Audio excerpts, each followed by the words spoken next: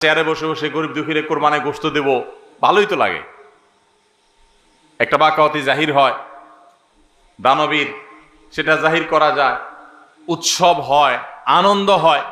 আমি আগে বলেছি কোরবানি এটা উৎসব, কোরবানি একটা ইবাদত, এটা ইসলাম এবং মুসলমানদের সংস্কৃতি, সন্দেহ নেই। কিন্তু সব কিছুর উপরে ইবাদতের মানসিকতা প্রাধান্য থাকতে হবে। কারণ ইব্রাহিম আলাইহিস সালাম যে কোরবানি করেছিলেন, সেই কোরবানি মূলত আল্লাহর নির্দেশ পালনার্থে করেছিলেন। তিনি মূলত আল্লাহর কাছে প্রমাণ করেছেন বা আল্লাহর কাছে প্রকাশ করেছেন যে আল্লাহ যত আদেশ করেন, যত নিষেধ করেন, সব তিনি মানবেন। এমনকি নিজের সন্তানকে কোরবানি করার নির্দেশ আল্লাহ করার পর সেটাও মানতে তিনি প্রস্তুত হয়েছেন। আল্লাহ সন্তান কোরবানি হইতে দেন নাই, কিন্তু তিনি পরীক্ষায় পাশ করে ফেলেছেন।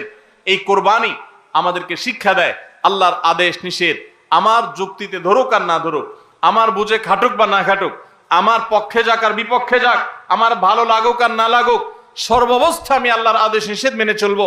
এটাই হলো কোরবানির প্রধান শিক্ষা।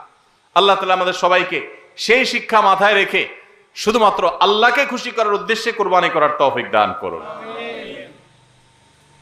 মেয়ে বিয়ে দিয়েছেন বা ছেলে বিয়ে করাইছেন, ব্যয়ের বাড়ি থেকে মেহমান আসবে, ব্যয়েরা জিজ্ঞেস করবে ব্যয় কি কোরবানি দিচ্ছেন,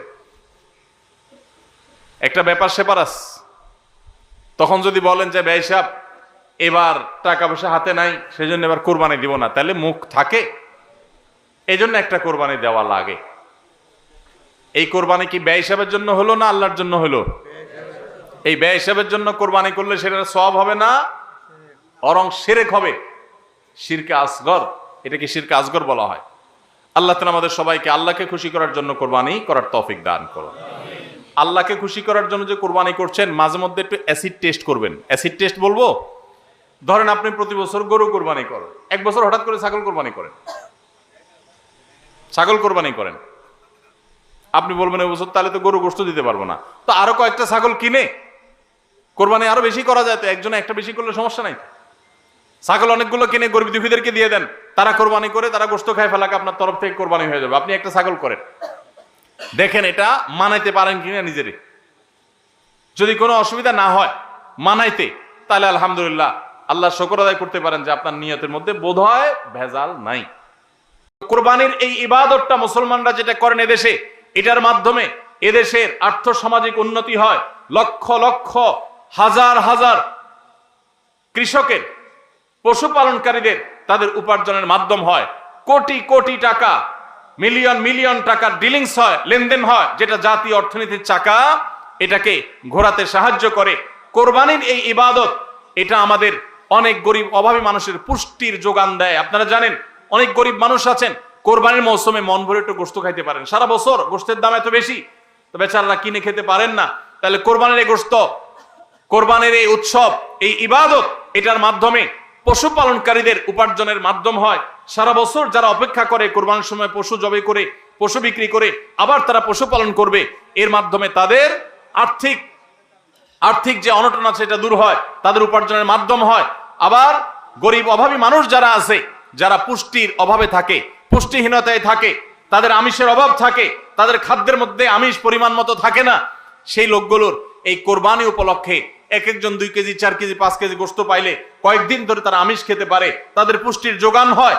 ভাইরা আমার, এর মাধ্যমে লক্ষ লক্ষ কোটি কোটি টাকা লেনদেন হওয়ার কারণে দেশের অর্থনীতির চাকা সচল হয়। নানা দিক থেকে এর পার্থিব উপকারিতা আছে। যারা কোরবানির বিরোধিতা করে, ওরা বসে বসে ওই মাটন কারি, ওই বসে বসে আপনার বিফ, বসে বসে চিকেন স্যান্ডউইচ, এবং বসে বসে তারা বার্গার খাওয়া ছাড়া আর কোনো কাজ তাদের নাই। এদেশের অর্থনৈতিক উন্নয়নের পিছনে তাদের কোনো ভূমিকা নাই। প্রবাসের যে রেমিটেন্স এদেশে আছে, যত রেমিটেন্স আসে, যেটি আমাদের দেশের অর্থনীতির চাকাকে সবচেয়ে বেশি সচল রাখে, গার্মেন্টস শিল্প একটা চাকা আর রেমিটেন্স আরেকটা চাকা, এই দুইটা চাকা আমাদের দেশের অর্থনীতিকে মূলত সচল রাখে। সবচেয়ে বেশি বৈদেশিক মুদ্রা আমরা কামাই এই দুইটা মাধ্যমে। ভাইরা আমার, আপনারা নিশ্চয়ই জানেন, চাঁদপুর এলাকার মানুষ আপনারা, এই চাঁদপুরে প্রায় প্রতিটা ঘরে ঘরে বিদেশি আছে না নাই? প্রত্যেকটা ঘরে ঘরে প্রায় অনেক প্রবাসী ভাইরা আছে।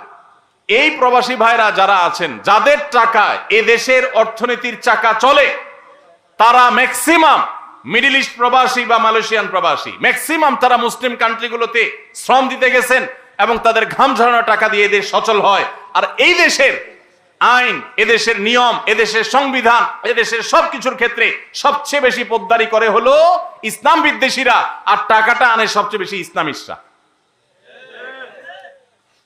যত মধ্যপ্রাচ্য প্রবাসীরা টাকা আনে, তাদের 99% তারা আলহামদুলিল্লাহ ইসলামকে ভালোবাসে, মহব্বত করে। আমি 10 বছর সৌদি আরবে প্রবাসী ছিলাম, আমি জানি। আমি মিডল ইস্টের বিভিন্ন দেশ ঘুরে ঘুরে প্রবাসীদের ব্যক্তিগত জীবন, তাদের চিন্তা দর্শন, এগুলোকে কাছে থেকে দেখার সুযোগ আমার হয়েছে। প্রবাসীদের যে টাকা, এদেশের অর্থনীতির চাকা সবচেয়ে বেশি সচল থাকে। আমি ইউরোপ আমেরিকায় থাকা প্রবাসী ভাইদের প্রতি শ্রদ্ধা রেখে বলছি, তাদের মধ্যে অনেকে আছেন যারা দেশকে ভালোবাসেন, কিন্তু ম্যাক্সিমামের অবস্থা হলো যে তারা যদি ওই সমস্ত দেশে একবার যেতে পারে, তাহলে দেশের জমি জমা, বাড়ি গাড়ি যা আছে এগুলা বিক্রি করে ডলার করে হুন্ডির মাধ্যমে নিয়ে যায়। কারণ ওই দেশে তার একটা বাড়ি কেনা লাগবে, কারণ সে সেখানকার নাগরিক হয়ে যায়। আর মিডল ইস্টে যারা যায় তারা নাগরিক হইতে পারে না, এই জন্য ওখান থেকে একটা রিয়াল, একটা দিরহাম পারলে ওইটা বাঁচিয়ে দেশে পাঠায়।